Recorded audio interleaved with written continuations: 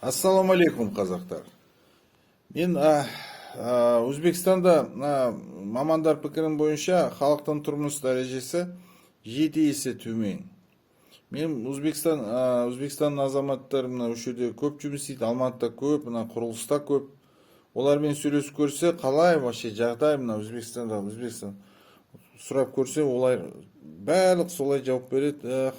Әкә Өзбекстанда хаммасы жақсы, бәрі жақсы дейді. Сондай өзім елім сондай жақсы көреді деп. Сосын Тәжікстанмен Тәжікстан азамат үш жерде көп. Тәжікстанның пікірін, мамандар пікірін бойынша 12 есе Қазақстанмен салыстырғанда 10 есе Тәжікстанда төмен халықтың тұрмыс дәрежесі. Бізде базарда тәжіктер көкөніс сатады ғой, көп бізде.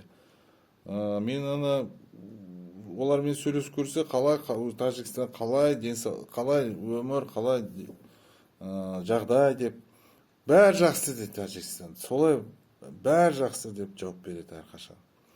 Ал егер біздің қара көзбен қазақпен сұрасаң, қазақпен сөйлесіп көрсең, қалай Қазақстан өмір, жағдай, не жауап береді көптеген? Аға, Қазақстанда бәрі жаман, жемқорлық. Мен бұрын сұрадым көп, жиі сұрадым. Қазір білемін уже, не жауап береді, жаман, жемқорлық деп. Бәрі жаман, айналады. Жемқорлық қана. Мен егер шетелдік адам болса, өзім Қазақстанда тұрмағанымда, Қазақстанда мен қалай ойлаймын, ашаршылық басталды деп ойлайтын едім. Қазір өкінішке орай Қазақстанда мәселелер бар, жемқорлық бар. Бірақ ол кейбір елдердегідей үлкен емес, көп емес. 90-шы жылдары сыбайлас жемқорлық белең алған болса, қазір ол біртіндеп азайып келеді, барады. Дүниежүзілік картада болмағанда сыбайлас жемқорлық пен мәселе жоқ. Бір елді көрсетіңізші маған. Осындай елдер жоқ. Мұндай елдер жоқ. Әлемде жемқорлықты толық жеңген елдер жоқ.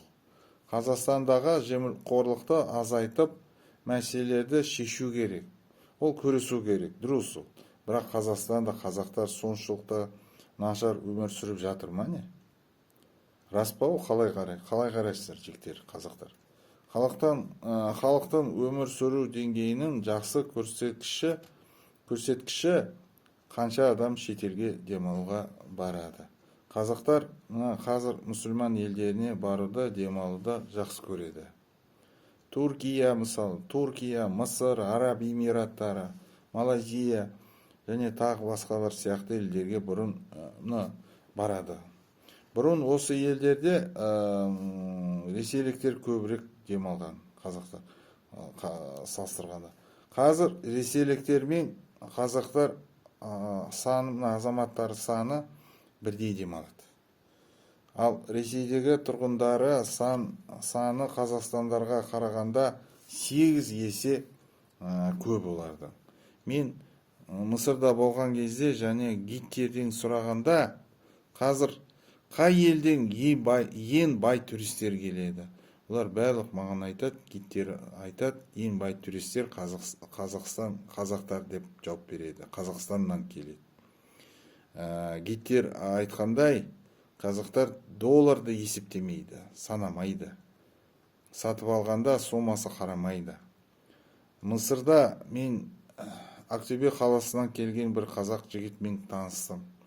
Ол отбасымен демалып, олармен бірге күйеу бала, қарындас, ол балалармен келіп, екі отбасы демалды.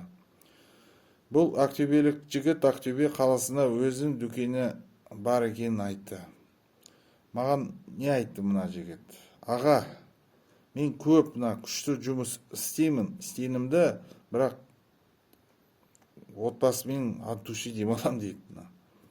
Тағы не дейді? Қазақстанда жұмыс істесең, басың иығында болса, кедей болып қалмайтыныңды болмайсың, айтты мына жігіт. Мына жігіт айтқандай сөздерге не деп айтамын? Бұл жігіт дұрыс айтады. Бірақ мен анаған айтым, жігіттер көп ішпей қойыңдаршы, біз мұсылманбыз ғой. Бірінші бөлменің соңы, екінші бөлімді қараңыз.